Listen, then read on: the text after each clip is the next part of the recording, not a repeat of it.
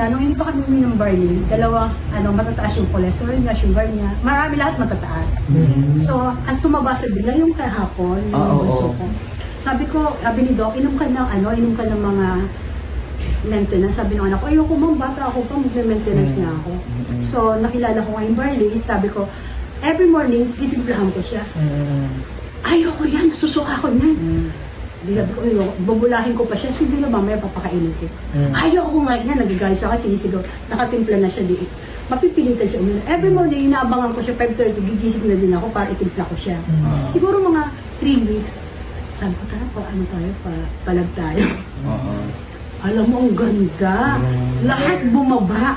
Wow! Lahat bumaba yung kanyang mga cholesterol niya, sugar niya, 150 ngayon, 95. Wow!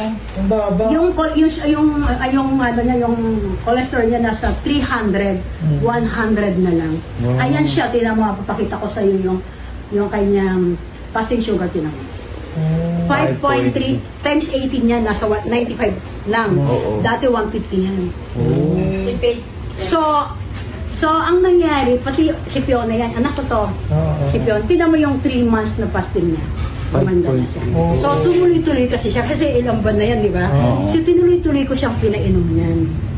Ngayon sabi, ma, okay na ako, ayoko na uminom. Kasi mahirap talaga niyang painumin. Talagang, gumaganon, ayoko dito, nasusuka ako. Sabi niyang ganun sa akin, maarte yun. So ako naman, ako talaga matagal na ako nag-maintenance. Siguro 22 years old pa lang ako. Mayroon akong SID. Kaya konting nararamdaman ko, nagpapanik attack ako. Kaya mayroon akong parang mga Valium na iniinom kong ganun. So sabi ni Doc, Doc, ang dami kong nararamdaman. Sabi, ano ka ba? Diba? Lagi nga ako ng hospital. Kaya nga meron akong card na hindi na ako nagbabayad sa hospital. Kasi nga, para akong paranoid, napunta ako ng hospital, bayad ako ng bayad. So, kumuha ko ng insurance ko para hindi na ako magbabayad. Pero nagulat na naman si Doc. Lahat siya. Kasi good cholesterol, bad cholesterol, dati matataas siya. Hindi na mga lahat mabababa. Oo, lahat mababa na. Nakita mo?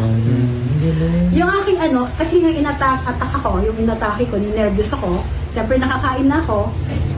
Ini-CG nila ako, ini-CG at tinignan ako. Lahat okay siya.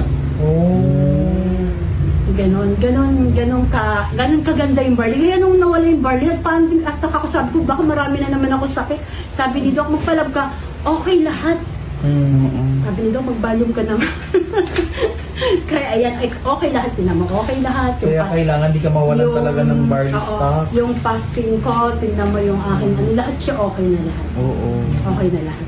So, sobrang ganda ng barley talaga. Kaya, sobrang, kahit magbayad pa ako na magkano dyan, talagang itutuloy-tuloy ko.